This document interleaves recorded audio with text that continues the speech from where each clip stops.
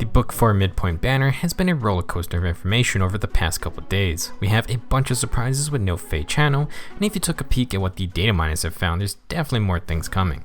Now in this video we'll be covering the 4 banner units, which include Mustafa, Sayri or Sayri, however you want to say it, the DLC Apotheosis Anna, and Mythic Mirabilis. What in the world is this banner? We have a non-playable boss character who only shows up for one chapter, and we didn't even get the actual playable Anna from Awakening. Then there's Mirabilis from the hero's main story. Just all kinds of strange things going on. Before continuing, I wanted to share some information we learned from the in-game notifications, and not everyone might have heard about it or read it. First off, there is a celebration for the book for Midpoint, and from it, everyone's going to get 5 first summon tickets for this new hero's banner. You get these in addition to the ones earned from forging bonds and the 1 free summon, which means you get 10 discounted summoning sessions on this banner. If you're going for that free pick after 40 summons, this is extremely good for you. Now before you commit to spending orbs, we also are getting daily rotating banners that was featured before from over the last year. I will showcase the list here on screen, and you can find it in the notifications in game. The most popular one is probably going to be the Distant Counter banner with Byleth, Nyla, and Nagi. Definitely read over this list of banner before you start to spend orbs. With this celebration, we also have Emmeryn added in as a free reward unit from completing quests from the main story. I'm not going to be covering her super in depth because time restraints, and well, she is an infantry healer with no unique skills. Now for those that didn't play Awakening, Emmeryn is Crom and Lissa's older sister and the exalt of Elise. She is pretty integral to the plot, so if you look her up, there's going to be spoilers. I will say that her strange inclusion in this update does partially answer why Mustafa is on this banner. You can get Emmeryn from some story quest, and it's stated that she is getting added directly to the 3 to 4 star pool later this month when the monthly legendary banner comes out. As a unit, Emmeryn is an infantry healer with 43 HP, 32 attack, 34 speed, 23 defense, and 30 resistance, a rather nice spread of stats for a healer, although nothing out of hand. She ties Azama for highest base HP and is tied for second fastest among infantry healers, only losing out to Loki. Her attack, defense, and res are all somewhat above average for infantry healers, and all in all she's a decent unit compared to her peers. Emmeryn is very comparable to Brady with slightly better overall stats. Brady demoted earlier this year, but when Emmeryn gets added to that 3 to 4 star pool, she's going to be a great option if you're looking for something similar. For skills, she has Fear Plus, Rehabilitate Plus, Miracle, Wings of Mercy, and Res Opening.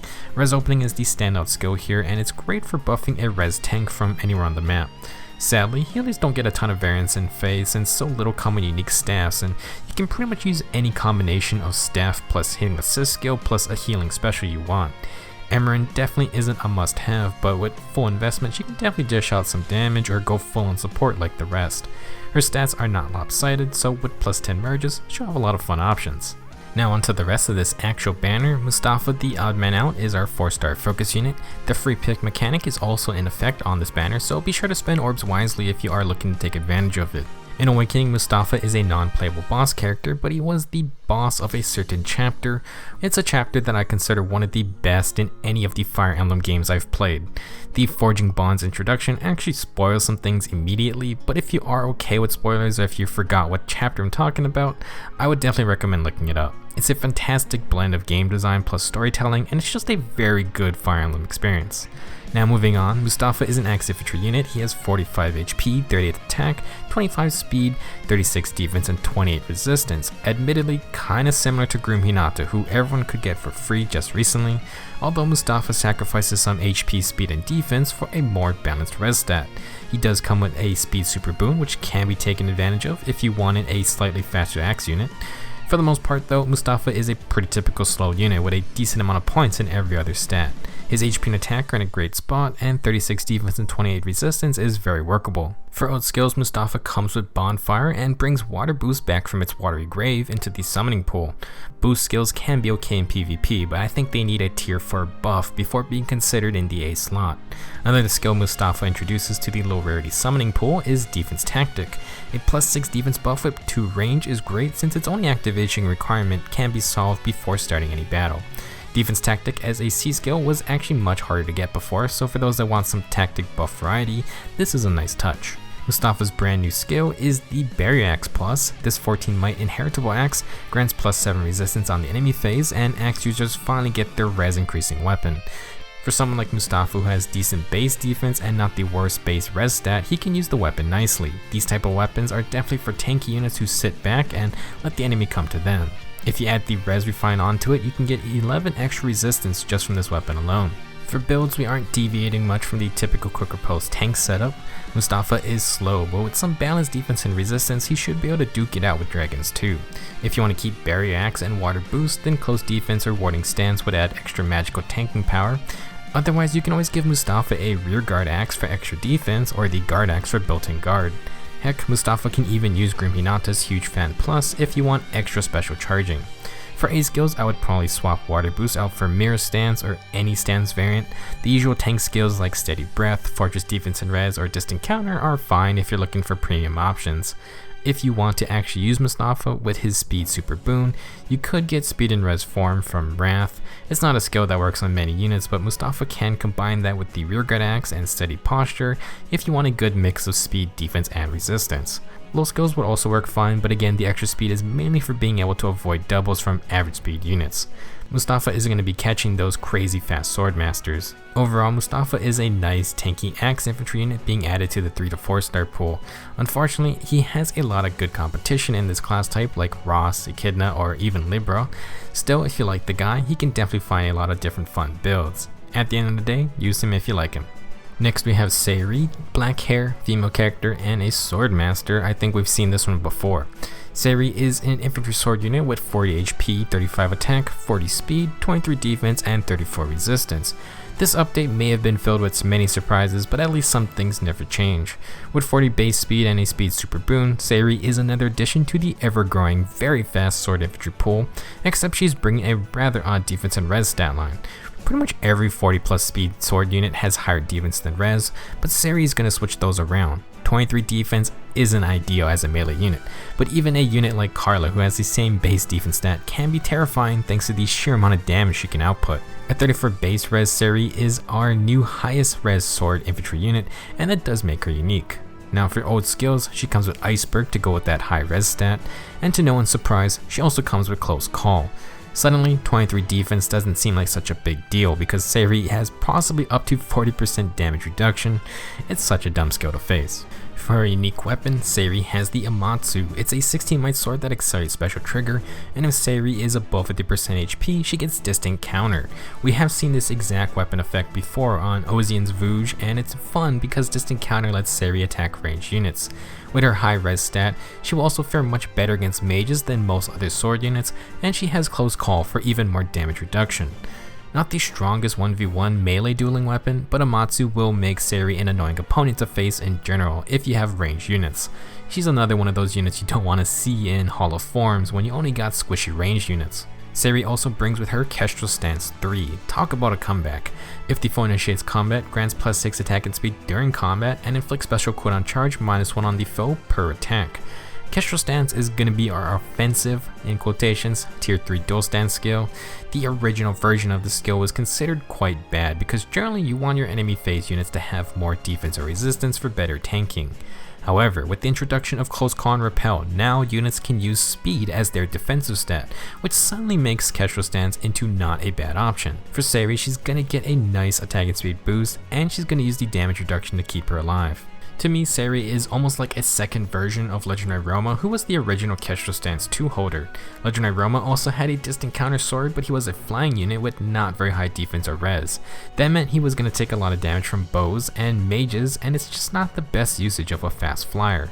Since Sayri gets to abuse Close Call and she's not super weak versus archers, she's in a much better spot than Ryoma, and Kestrel Stance 3 isn't as bad to keep here. With her high res, Sayri can fight mages better, and she can use Close Call's damage reduction to not die to bows and daggers. That said, Sayri is going to be in a weird spot compared to other Close Call or Repel sword units. She basically sacrifices pure combat prowess to have distant counters utility. That's fine for general gameplay, but she will be weaker in those 1v1 melee duels where units like Carla, Marita, and Larce have weapon effects that just give them more than a slaying effect. There's also the fact that Fallen Ike just released and his distant counter sword doesn't have an HP condition. For sure, I think Sayri is going to be annoying, but I think the other Swordmaster type units are still going to hold strong.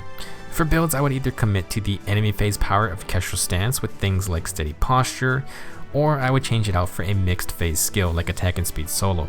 Darting Breath from Fallen Ike might not be a bad option if you wanted to fire off icebergs quickly, and there's also Time's Pulse or Flashing Blade for similar results. If you're going to stick with Kestrel Stance and Close Call and just go for speed tanking, then you honestly don't have much to change here. Some good C skills could be self buffs like Route Speed and Defense or Odd Speed Wave. Attacker Speed Smoke would also be nice for multi-round fights. Overall, Sayri would have been a more unique close call user if we didn't just get Fallen Ike. He also has a 4 cooldown Aether, so even the slang effect from Amatsu isn't that crazy if you're thinking of a long-term tanking build. I don't think any of these super fast sword units are bad, but it depends on what type of side effects that come with them that determines which one you're going to want to use. Carla has true damage, Marita has no follow-up, Larsa has freaking Ragnar Astra, and while Sayri has distant counter, so does Fallen Ike. Next up we have Anna. She's not a trickster, but a lance infantry unit. This Anna has 38 HP, 35 attack, 40 speed, 28 defense, and 31 resistance. Now, this may not seem that special considering we just talked about Sayri, but Anna doesn't have to compete with a handful of other sword infantry units. In fact, Anna is going to be the fastest lance infantry unit by a mile, and that's going to be quite good considering all the close call and repel shenanigans out there. She has a speed super boon for max speed, and her defense and res aren't that bad either, especially for a fast unit. Her HP is a little low, but I don't think that's going to stop her. For old skills, we have a lot of attack and speed on the menu. Rally Attack and Speed Plus buffs a teammate with plus 6 attack and speed for 1 turn. That allows Attack and Speed Ruse to proc, which debuffs enemies with attack and speed debuffs and inflicts guard on them.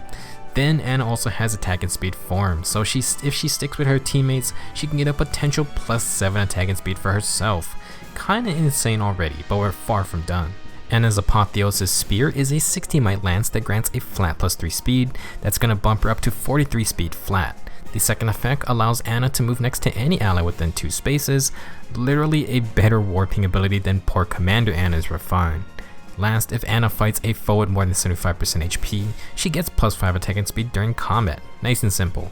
Overall, a not super complicated weapon, but Apotheosis Spear can provide 8 extra speed for Anna by itself. Starting at 40 base speed, she can easily hit 48 speed, and she gets an attack boost on the side.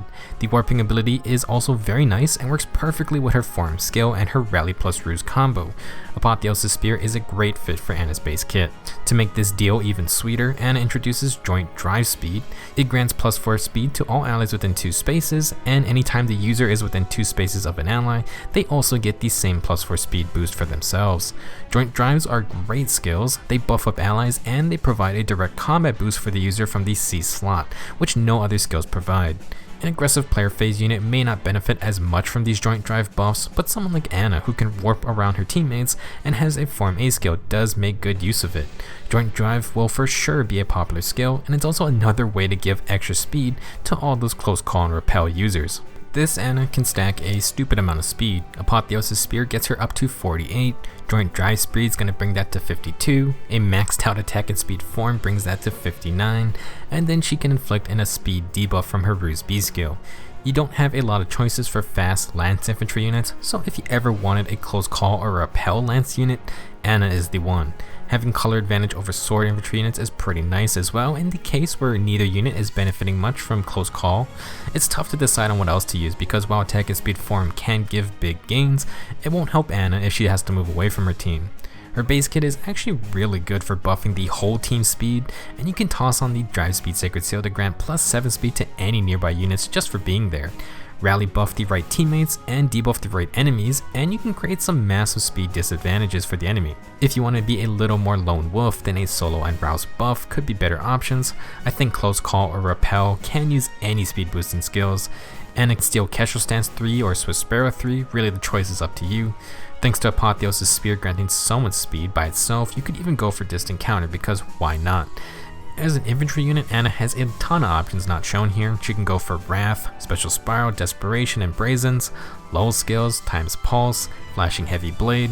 If you liked any builds that the fast sword units were already running, but wanted it in a blue color, then here's your chance. It's guaranteed to be a good steal. One-time offer, restrictions may apply. Offer may change without prior notice and probably at time of checkout. You break it, you buy it. No refunds! Finally, our last unit is Mirabilis. If you've played the previous story chapter, you'll have met her, and like Peony, she is a mythic hero. Mirabilis will not be a permanent summonable unit, she is going to go on rotation like usual on the monthly legendary mythic banners. I believe she will be on this month's legendary banner at the end of the month if you wanted more chances to get her. Now, as a unit, Mirabilis is a sword flyer with 38 HP, 34 attack, 18 speed, 32 defense, and 35 resistance. She is an animal mythic hero that boosts resistance. Like Peony, Mirabilis is a dancer, so her stat line is definitely unique. She is very slow, but her defense and res are in a good spot, and she may not be as much of a free target as you think. As a melee unit, she's also going to be harder to bait in. For old skills, Mirabilis has Fortress Defense and Res 3, add +6 to her 32 defense and 35 res, and already she's becoming quite the flying fortress. With Sabotage Defense and her great res stat, Mirabilis should be able to inflict a bunch of debuffs, and Defense and Res Gap allows her to buff up your tank from anywhere on the map. Her unique sword is the Flower of Ease, and it grants a flat +3 res. This gives Mirabilis 38 resistance, but with Fortress Defense and Res 3, that's going to become 44 res, good lord. Now, if a penalty is active on any foes within 3 columns of Mirabilis, she inflicts -3 attack, defense, and res on those units during combat.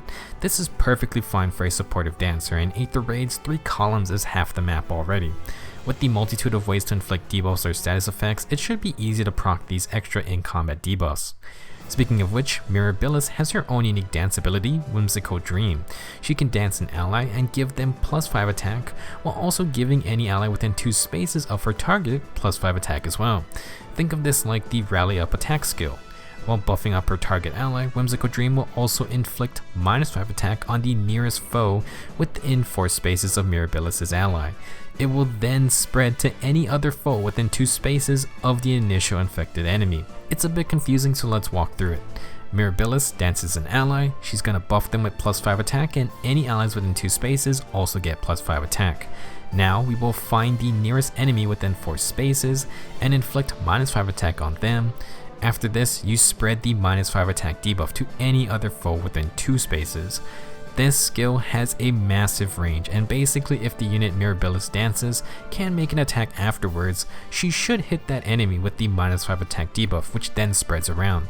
The Aether Raids map is not that big, so Mirabilis shouldn't have an issue inflicting -5 attack on the enemy tank, which then stacks with the -3 attack defense and res in combat debuff from her weapon. As a dancer made for Aether Raids, it honestly doesn't really matter too much what Mirabilis' stats are. We just need her to dance an ally and screw up the enemy attacker. That said, thanks to her high base resistance and Fortress Defense and res, she sits at 44 res, which makes her an obvious choice for Sabotage and Ploy debuffs.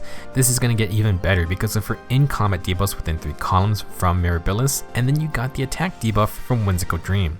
In an ideal scenario, you can hit the enemy with -8 attack in total debuffs, and that by itself might keep Mirabilis alive if she does need to fight. Again, since she is a melee dancer, it's also going to be harder to bait her in, and that has its own issues. While she would love to run a Sabotage B skill, obviously Wings of Mercy is a prime dancer skill in this mode, and should she fly in to dance an ally, she's going to proc her attack debuffs very easily. If Sabotage skills ever become sacred seals, Mirabilis would love that, but for now she can run Ploy debuffs instead. If you don't like defense and res gap because maybe you don't want to succumb to panic, then you can always swap to something else like distant guard or close guard. Some alternative skills, since Mirabilis is a flyer, she can use aerobatics, flyer formation, or guidance to add more chaos to the mix. If you want to place her in the front lines but are worried about some archers picking her off, then maybe even Iota Shield could work to stop units like Legendary Leaf. Mirabilis would probably need to stack more defense though. I don't think Mirabilis is going to replace Legendary Azura as the most annoying dancer to see on the opposite team, but with her +5 extra flat res from her Mythic Blessing, I do think you're going to see her a bunch. Doubling up for +10 res might actually be more annoying depending on what type of team the attacker brings. Overall, definitely not a bad dancer. She's kind of the opposite of Peony, where instead of buffs for your team, she's inflicting a ton of debuffs on the enemy. That's it for this banner. Let me know your thoughts on these units. For those not summoning, tomorrow we have Grand Guru's Grand Hero Battle. He does have a unique weapon which is pretty neat, and we'll review him like usual. Lots of information from this update, and I'll have more videos coming, including one on the new refines, so stay tuned within the next couple days. I'll see you guys soon.